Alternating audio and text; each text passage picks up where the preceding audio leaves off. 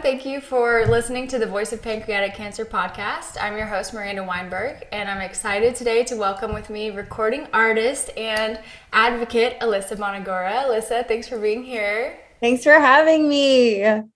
No, we're so excited you could join. Are you joining us from Nashville? Yes, I am in Nashville, Tennessee. We had some very strange weather and it's now freezing. It was warm yesterday, but now it's freezing. So, but it's a beautiful sunny day. And yeah, I'm here. This is my hometown. That's awesome. Well, I know you're kind of a world traipser, so we're excited to catch you. Thank you. I love to travel, but it's always fun to be here with the Magowitz Foundation. Well, we appreciate it. And before we get started on a little more on who you are and how you got involved with us, I just want to say a quick thank you to our sponsors. Without you guys, we wouldn't be able to do the incredible work that we are able to do, which is funding pancreatic cancer research. So Yes.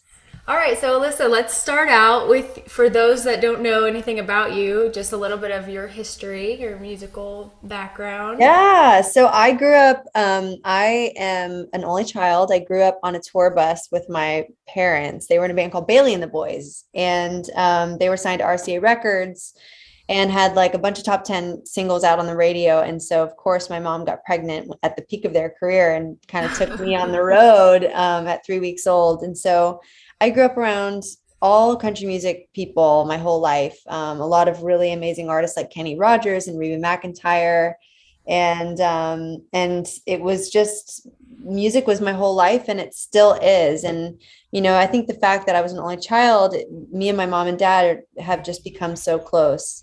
So they're truly my best friends, and I started singing when I was like probably 2 years old. I got up on the stage with them, and Really? yeah, I wanted to sing, and they were playing at a festival, and I remember I like ran on stage like in the middle, and I was like, I want to sing. And like my mom was like, all right, well, what are you going to sing? And I said, take me out to the ball game. So So I cute. so I sang that in front of like 20,000 people. It was wild, but I've been doing it ever since. So That's awesome. I mean, you were kind of born and bred into it then. yeah, born and bred, and I always just wanted to do it. I watched my parents play every night and tour all over America. I've been to every state except for Alaska, which Wow. I really want to knock off Alaska on my bucket list next. But yeah, we traveled together in a bus and saw America, and played all these different places. And it was a learning experience I will never ever forget. It was really wonderful. But I've always just wanted to make music, and I started kind of writing songs when I was 11 or 12, and I started on piano. And then when I was like young, I started on piano when I was like 4 or 5, and then I started playing guitar. And my dad was like, we don't want you to get into the music business, so if you want to learn how to play guitar, you're going to have to learn it on your own. And so I kind of would pick up these guitars and just tune them to what sounded like an open chord on the piano. And Uh-huh. that's how I learned how to play. And so I've been writing songs since I was like 12. Wow. And Yeah. would you say that your sound is like influenced by your parents and what you were around? Yeah, my sound is totally influenced by my parents. They were a harmony group, so I am obsessed with harmonies and singing harmonies, and just that gorgeous sound of a three-part harmony group singing. There's like nothing like it. And when you sing with your parents too, or any kind of like people that are related, family harmony is really special. So I kind of grew up learning all the parts and singing with them, and we still do it. We're actually going to be doing a Christmas record this year. I was like, one of my dreams is to make a Oh, Christmas record with my parents, because Christmas is our favorite time of the year, and singing is our favorite thing to do together. So we're working on that. But yeah, my music is a little bit of it's a little bit of country, it's a little bit of the radio, which I grew up listening to, like whatever was on the radio, whether it was Shania Twain or Mariah Carey, or John Mayer and Coldplay and Dolly Parton and Joni Mitchell. And my mom played me a lot of amazing music from the 60s and 70s. And so I kind of grew up listening to Crosby, Stills and Nash and James Taylor and all these different kinds of people. oh, So yeah, I'm very influenced by what I grew up listening to. that's awesome. And you mentioned getting to grow up around a lot of those big names. Yeah. Let's talk about Nikki Mitchell. I mean, how did you two get connected? Yeah, so Nikki Mitchell is the reason I know the Sina Magowitz Foundation, the reason I know you and Roger. And Nikki and I met when I was in, so it was like 2000 and I want to say, I can't remember the year, maybe 2011. And I got asked to play at her, she had a restaurant in Normandy, Tennessee. Okay. And every kind of weekend she would have live music. And one of my friends was working at the place with her. And she called me one night and said, "You've got to come down and meet this girl, Nikki, and play her restaurant." And I was like, "Okay, tell me when and I'll be there." And she was like, "What are you doing tomorrow night?" And I said, "I'm free." And so I remember driving down to Normandy from Franklin, where I live, and that's about an hour and a half, Okay. and going to this River City Cafe and meeting Nikki Mitchell for the first time. And it was just like a ray of sunshine walked into the room. And she said, "Hey, Alyssa, I love you so much. I can't wait to hear you sing."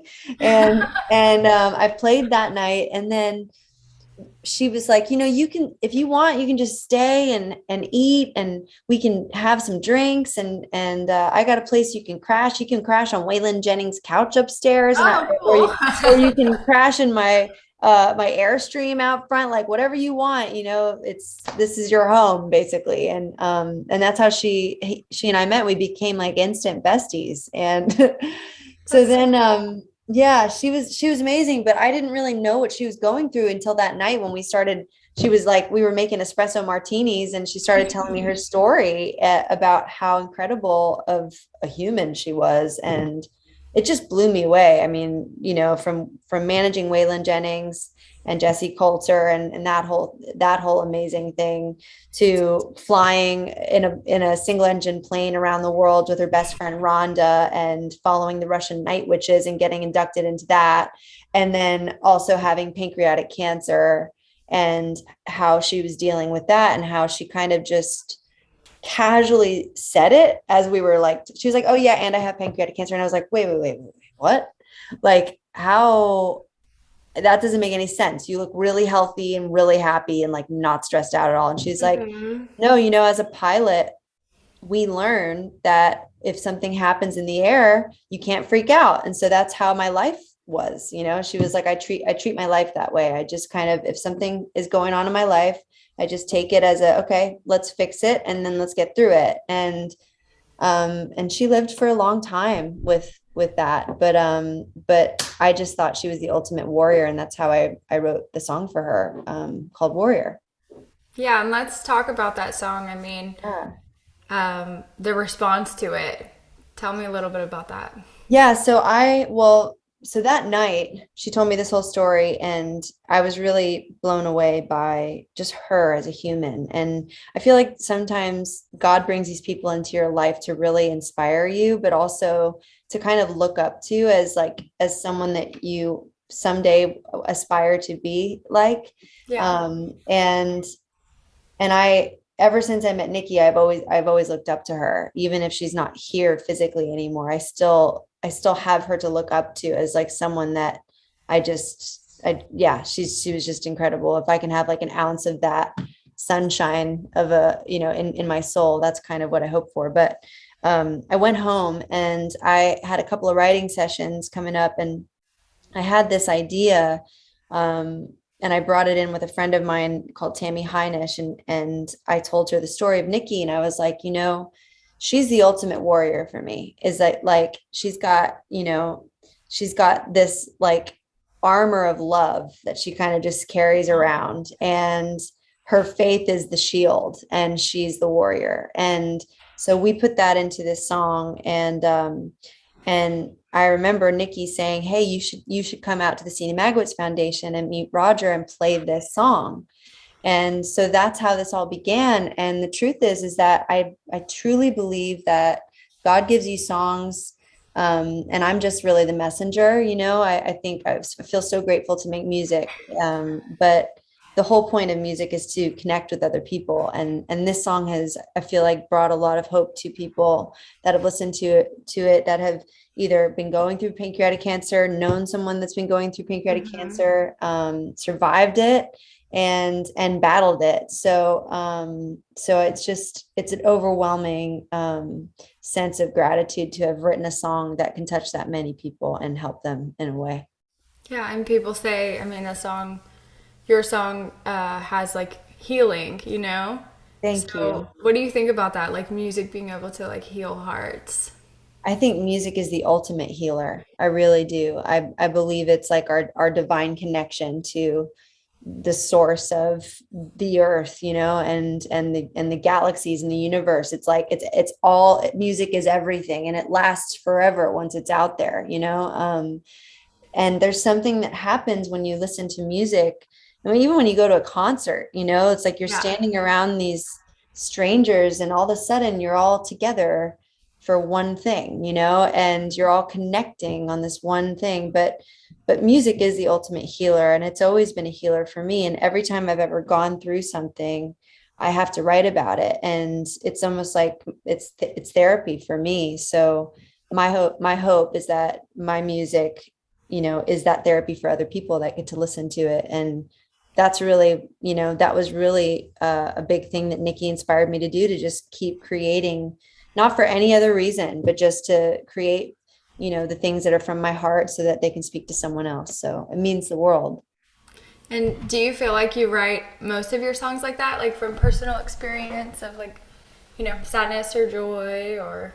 Yeah, I write all my songs from personal experiences because my mom always taught me to write what and there's nothing better than like knowing your own life, and also like learning from your own life. But yeah, I think that probably the most powerful songs I've written throughout my career have been songs like Warrior, about a really, really impactful memory or a person or a feeling. And Yeah, I'm grateful that I have the ability to write them, because they really heal me as I write them too. That's awesome. Yeah. And it's a cool perspective to know that like not only the people that listen, but then you as the artist are experiencing that.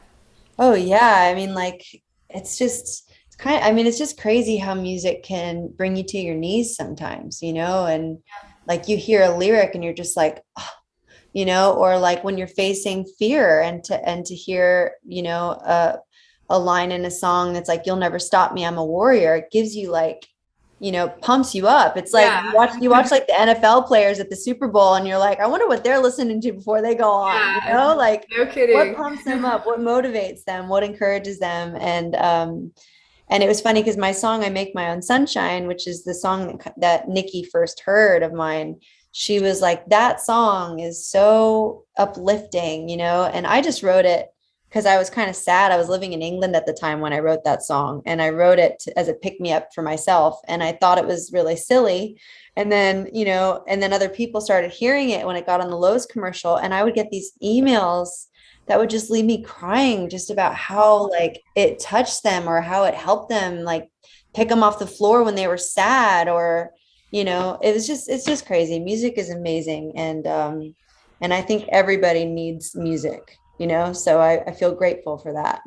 I think everyone definitely has been impacted by music in Yeah. some point of their lives. So, Yeah. so let's talk about your time in London. Like, what were you doing there? Yeah, so I went to college at the Paul McCartney School in Liverpool, and Liverpool's about 4 hours on a train from London. Well, actually two now because they're really fast trains. But when I was going to school, it was about 4 hours in a train. And the Beatles, like, it was obviously the town of the Beatles, and one major influence of mine was the Beatles and Paul McCartney, because my dad was really obsessed with them growing up. And so when I found out he had a school, it was the only place I applied. I really wanted to learn how to record and engineer and produce my own music.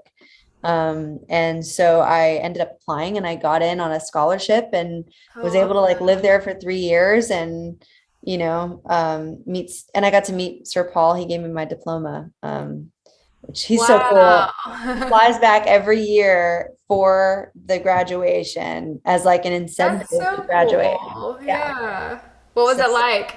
oh my God, he was so wonderful. And I got to talk with him a little bit the day before, because he works with the third year songwriters. And he Okay. spends like 30 minutes with each of these songwriters that are now. I couldn't do it because I was studying engineering, but my friend was doing it. I was like waiting for her to finish because I was so excited to hear about her time with Paul McCartney. And as she walked out, he walked with her. And so we got to talk in the hallway of my Wow. school. That's so cool. What It did was your dad say? he freaked out. He freaked out. But I've got a picture with Paul handing me my diploma and shaking his hand, and he's a Well, you great. have to send me that photo so we can I include it. will. I absolutely will. That's I really will. cool. So, okay, so after, Nikki invited you to come to the event and you experienced the event, tell me Yeah. what that was like. Well, it's you're not really prepared for what your music like how many people your music can touch.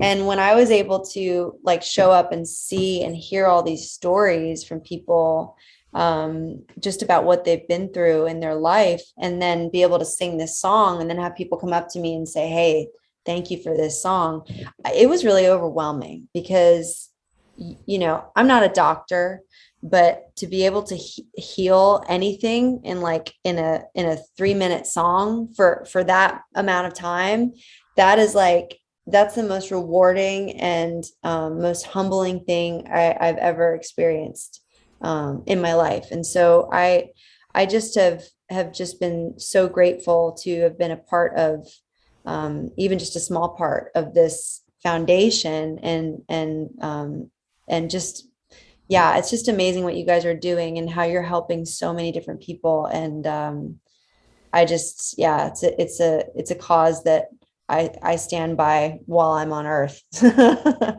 You think it will be forever a cause in your heart?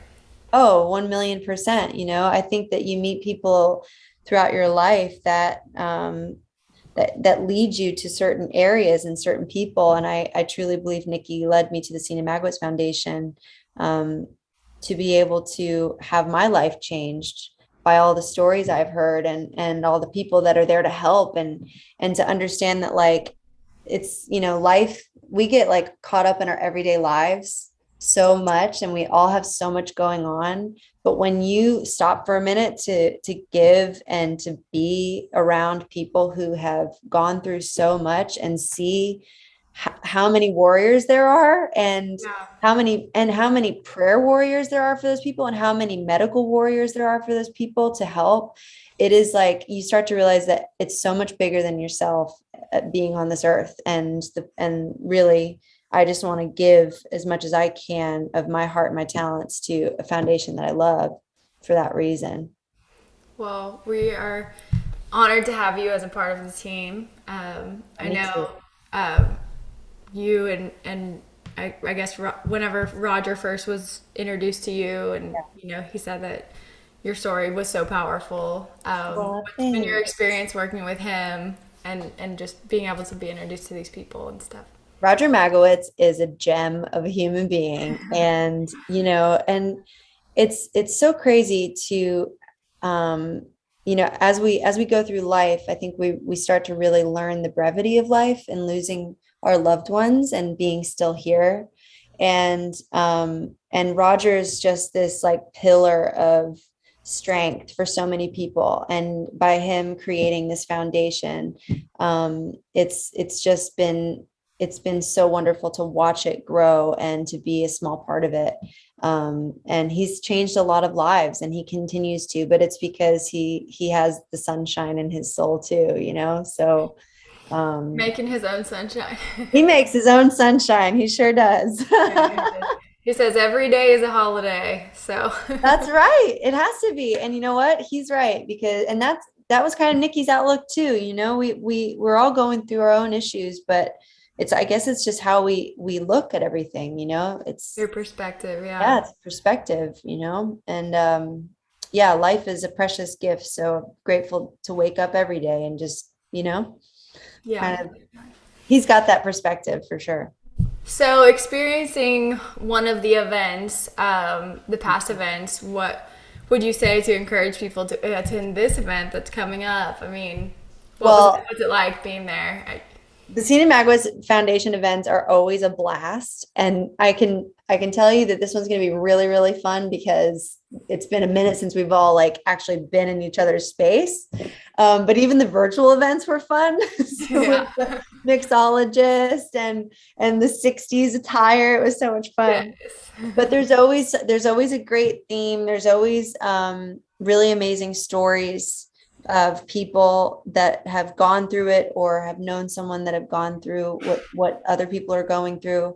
There's incredible doctors, incredible just specialists that are sharing all the amazing things that they're learning about pancreatic cancer research and treatments and everything. And I just think it's a really amazing weekend to be a part of, to learn about all these different aspects, how you can help, how you can give, and what you can do to change someone's life going forward. Yeah, I mean, you were talking earlier about what it's like to be at a concert and the energy, how you kind of feel united. I know Yeah, people say that about these events, that you kind of leave feeling like a family. absolutely. It is a family, and you're not alone. You have to realize that, whenever you're going through something, you're not alone. And this foundation is a really great representation of that. Awesome. Well, we'll be sad to miss you I wish at I the could come. event. But I mean, you have to miss for a very exciting reason. You want to tell us a little bit about that? Are you allowed to share about that? Yeah, so I'm going in the studio with one of my best friends. Her name's Jessie James Decker, and we've been friends for about 15 years. I was in her wedding. I was one of her bridesmaids in So her much fun. wedding. And we've written songs together for a long time, and so we're doing a little side project. And she's got a busy schedule, and so do I. So we were like, it was the only days we could get in the studio, were the same weekend as the event. But we're going to be doing that and making some music. So maybe you'll see that at the Cena Magowitz Foundation soon. That, that would be Yeah. awesome. Yeah. We'll be looking forward to that and the Christmas album Yes. and all of the other exciting things that we know are going to come for you.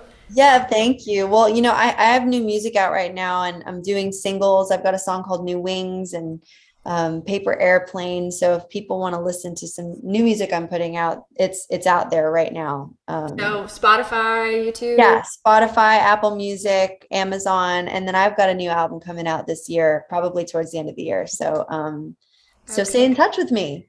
Yes, we will. Yeah, We're cheering you on. thank So you so much. thanks so much for being on the podcast. You're And welcome. it's been a great conversation with you. I'm sure it won't be the last. So thank you. We appreciate it.